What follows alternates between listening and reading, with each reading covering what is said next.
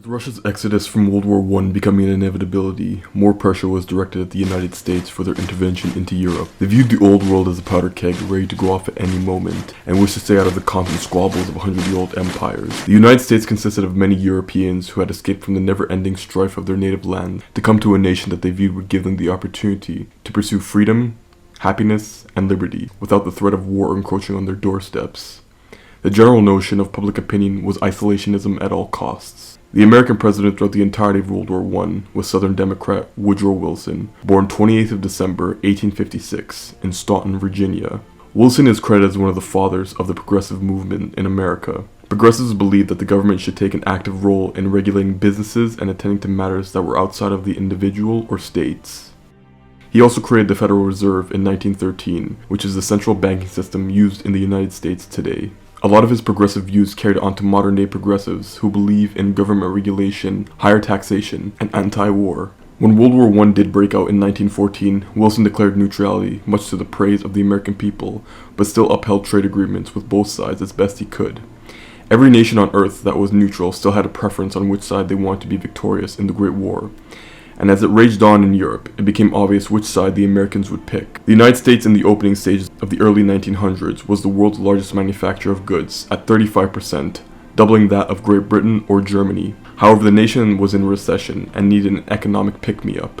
The Entente became America's biggest customers during the war, and Britain and America already had long-standing business ties. America and Germany, on the other hand, had plenty of trade disagreements prior to the war, which led to armed proxy conflicts in places like Mexico, Latin America, Haiti, and the Samoan Islands. The states were already worried about German businesses taking over in areas that benefited American trade. Britain had begun a naval blockade of German imports and exports, so this greatly limited what the states could send to Germany. Also, Britain would requisition many cargo ships from America headed to Germany, and Germany, in response to Britain's naval blockade, had begun unrestricted submarine warfare, which meant all ships with the Union Jack or ships suspected of carrying supplies for the Entente would be torpedoed by German U-boats. Britain figured if they wanted to end this war sooner, they would need American capitalism on their side. The US also became the leading banker of the Entente, lending them over $2 billion, while the Central Powers would only receive $27 million. The US had transformed itself from a nation that was borrowing money into a nation that was now lending money to the major powers at war.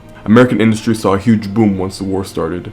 Unemployment went from 7.9% to 1.4%, and company profits more than doubled. Many citizens were fine with the US upholding their trade agreements with all nations, since it greatly increased their standard of living, but were still firm on their position of isolationism. America also had a huge German-born population living in it at the time, and war with their own brethren was far from popular. But on the 7th of May, 1915, a British luxury ocean liner called the Lusitania, carrying over 1,195 passengers, was sunk without warning by a German U-boat crew who believed the ship was carrying Allied munitions, which in fact it had been, but the Germans weren't aware of this at the time of the attack. All of the passengers on board, including the 123 Americans, died as the ship took only 20 minutes to completely submerge into the cold Atlantic waters. This act of terrorism caused mass outrage among the American people, but Woodrow Wilson didn't want this act to cause war, and brokered a deal with the Germans that said if the Germans would stop unrestricted submarine warfare, then America wouldn't declare war on Germany. Germany agreed, and public opinion in the US began to shift away from the side of Germany. Also, Britain had been feeding the American public a whopping amount of anti-German propaganda, with the rape of Belgium and sinking of the Lusitania being front-page news in American newspapers. After the sinking, Congress passed the National Defense Act, which saw the expansion of the Army and National Guard, with the latter becoming federalized for the first time. There was also the creation of the aviation arm of the Army due to this bill. In 1916, President Wilson was up for re-election and was running on the slogan, "He kept us out of war." His opponent was Republican nominee Charles Hughes, who had a more down-the-middle stance on intervention in Europe. Wilson beat him, winning 30 out of the 50 states, and Hughes only winning 18, but those 18 states were more densely populated in 1916, and despite Wilson winning most of the states, he only won by a difference of 579,140 votes. It's obvious that Wilson's clear anti-war stance is what leads to his re-election in 1916.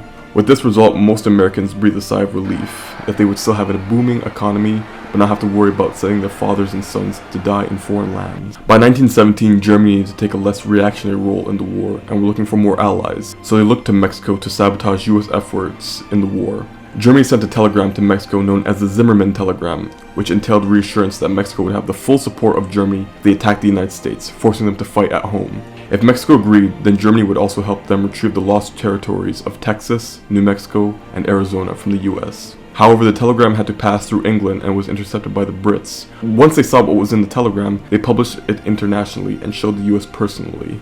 Lastly, Wilson knew that the United States would have to support the Entente because Britain was already racking up massive debts with the US, and if they defaulted, it would cause the US to fall back into an even deeper recession than that of 1914. And so Wilson went to the Senate to ask for a declaration of war, and on April 6, 1917, the Senate voted 82-6 in favor.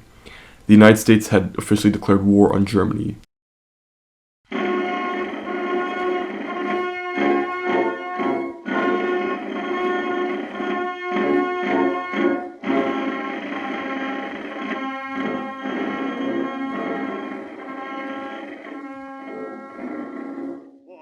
On May 18th, the Selective Service Act, or draft, was passed, asking all males aged 18 to 45 to register for war.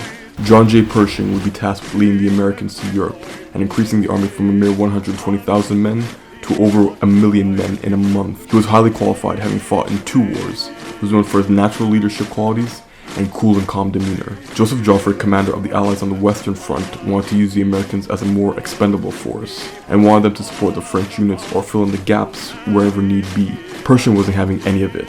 He wanted the AEF, or American Expeditionary Force, to be its own independent force that would attack independently from the Europeans, but still support them if need be.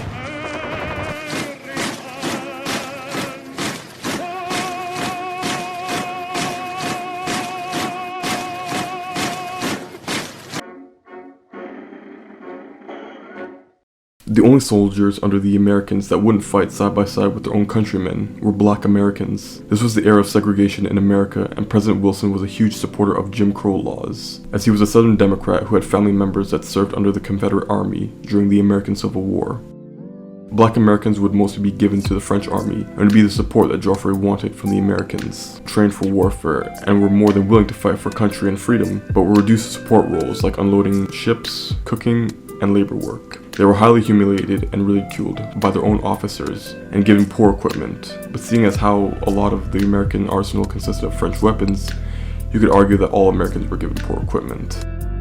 Arguably the most effective American unit of the war, known as the 369th Regiment, Holland Hellfighters, who were liked by the French as they saw how well the Hellfighters performed under battlefield conditions, often outperforming their white counterparts.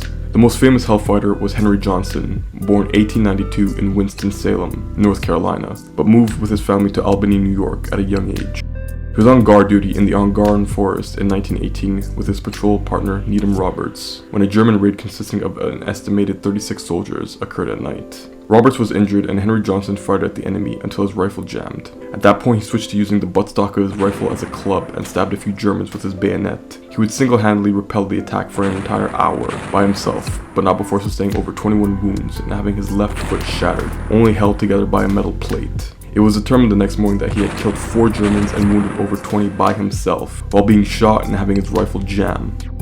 He was awarded France's highest military medal, and the US would compensate him for his service but not grant him disability pay, which was highly detrimental to him going forward.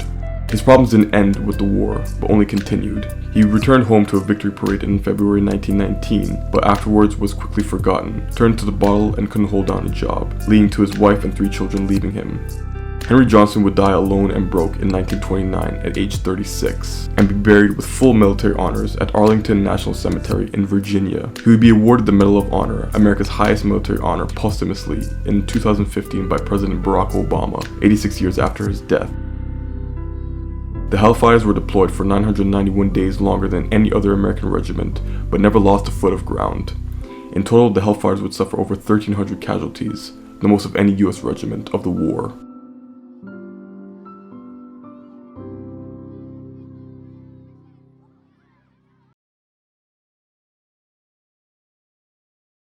America in 1917 was ill-prepared to fight a modern war against the Germans, who still had greater numbers over the US forces. The Allies did as best they could to supply the Americans with ironically the same weapons that the US sold to them. The uniforms were the same that the British and French used: khaki trousers and jackets with the Brodie helmet from the British side, and navy blue jackets and trousers along with the Adrian helmet from the French.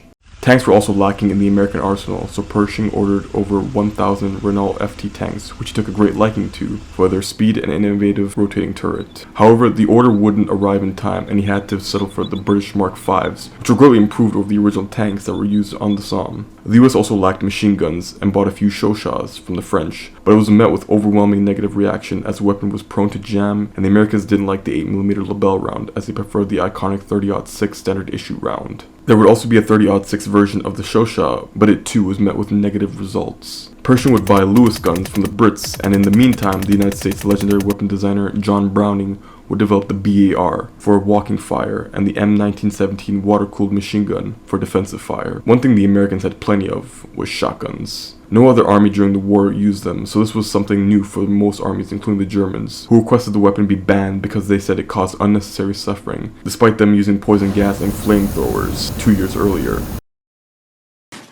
America's entry into World War I marked the beginning of the end for Germany. Now it was only a question of when the Germans would capitulate.